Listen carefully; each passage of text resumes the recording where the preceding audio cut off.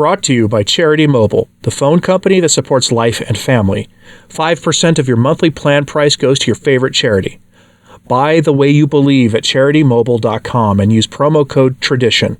We've been studying Pope St. Pius X for the better part of a year now in his encyclical Pascendi Dominici Gregis, which is the landmark encyclical that finally defined what modernism is from the Church's perspective.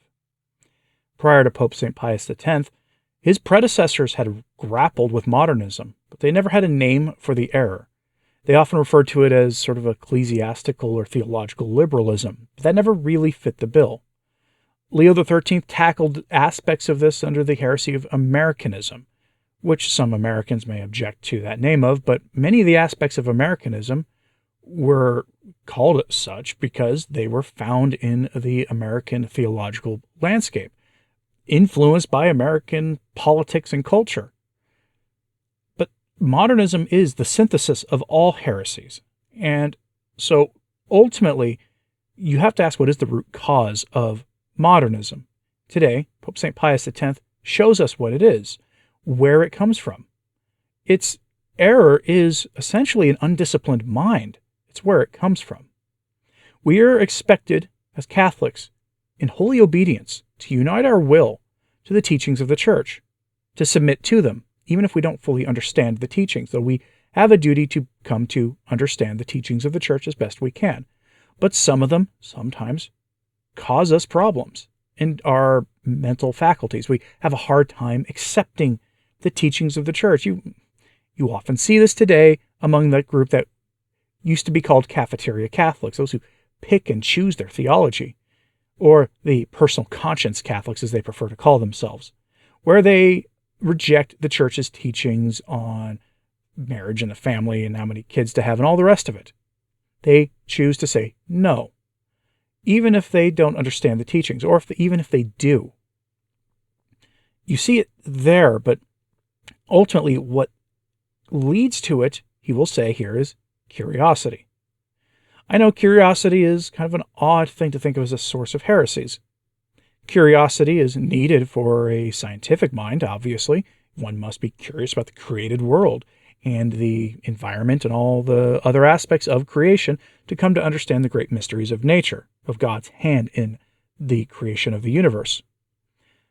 But curiosity leads one to question theological truth, the revealed and taught truth of the magisterium. And that is where modernism really comes into play.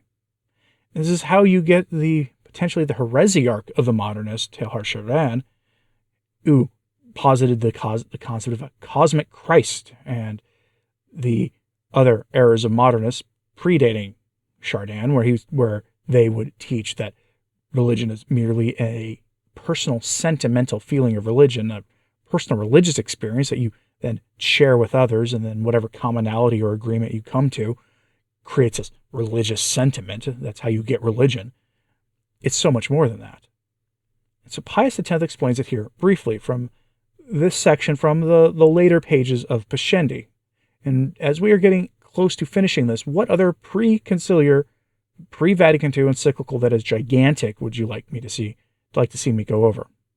The cause of modernism. To penetrate still deeper into modernism, to find a suitable remedy for such a deep sore, it behooves us, venerable brethren, to investigate the causes which have engendered it and which foster its growth. That the proximate and immediate cause consists in a perversion of the mind cannot be open to doubt. The remote causes seem to us to be reduced to two: curiosity and pride.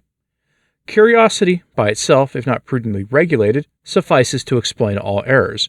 Such is the opinion of our predecessor, Gregory XVI, who wrote, "A lamentable spectacle is that presented by the aberrations of human reason, when it yields to the spirit of novelty, when against the warning of the apostles it seeks to know beyond what it is meant to know, and when relying too much on itself, it thinks it can find the fruit outside the Church, wherein truth is found without the slightest shadow of error.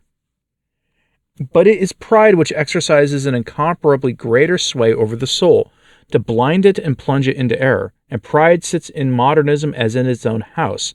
finding sustenance everywhere in its doctrines, and an occasion to flaunt itself in all its aspects. It is pride which fills modernists with that confidence in themselves and leads them to hold themselves up as the rule for all. Pride which puffs them up with vain glory, which allows them to regard themselves as the sole possessors of knowledge, and makes them say, inflated with presumption, "We are not as the rest of men," and which, to make them really not as other men, leads them to embrace all kinds of the most absurd novelties. It is pride which rouses in them the spirit of disobedience, and causes them to demand a compromise between authority and liberty. It is pride that makes of them the reformers of others, while they forget to reform themselves, and which begets their absolute want of respect for authority, not accepting the supreme authority. No, truly there is no road which leads so directly and so quickly to modernism as pride. When a Catholic layman or a priest forgets that precept of the Christian life which obliges us to renounce ourselves if we would follow Jesus Christ, and neglects to tear pride from his heart, but he is a fully ripe subject to the errors of modernism. Hence, venerable brethren, it will be your first duty to thwart such proud men, to employ them only in the lowest and obscurest offices. The higher they try to rise, the lower let them be placed, so that their lowly position may deprive them of the power of causing damage. Sound your young clerics, too, most carefully, by yourselves and by the directors of your seminaries, and when you find the spirit of pride among any of them, reject them without compunction from the priesthood. Would to God that this had always been done with the proper vigilance and constancy. If we pass from the moral to the intellectual causes of modernism, the first which presents itself, and the chief one, is ignorance. Yes, those very modernists who pose as doctors of the Church, who puff out their cheeks when they speak of modern philosophy, and such show contempt for scholasticism, have embraced the one with all its false glamour, because their ignorance of the other has left them without the means of being able to recognize the confusion of thought, and to refute sophistry. Their whole system, with all its errors, has been born of the alliance between faith and false philosophy. And that was the causes of modernism. The modernist is essentially a curious mind, one who is looking for other wisdom external from that of the magisterium. There's an underlying assumption of the modernists in all of this, and that's this assumption that somewhere along the line, the church got it wrong, or the church doesn't have the complete truth, and so they go searching for it. The modernists often are true believers. They truly believe that they are on a mission from God, as whatever way they understand him or know him to be, to change the church. I've said this many, many times in my news videos. That is sort of the fuel of the curious mind, that there must be more truth out there than what Holy Mother Church invites us to know, than what the church possesses. That there must be more. There has to be. Because they have questions that they believe have not been answered. And certainly the church hasn't dogmatically defined everything yet. But the church typically only dogmatically defines aspects of the faith that have not been dogmatically defined when those are publicly challenged. And it hasn't happened in 70 years. And there's no sign that that's going to happen again anytime soon. And that is, given the state of the church right now, probably a good thing.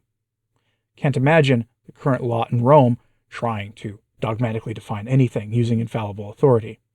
An infallible authority, by the way, which I'm not sure they even agree with anyway, even though they'd never publicly say it, because the modernist does not necessarily believe in infallible authority, because it puts a final answer to questions that they may have. The curious mind does not like final answers, because the curiosity demands that the person who is curious keep seeking until they are personally satisfied.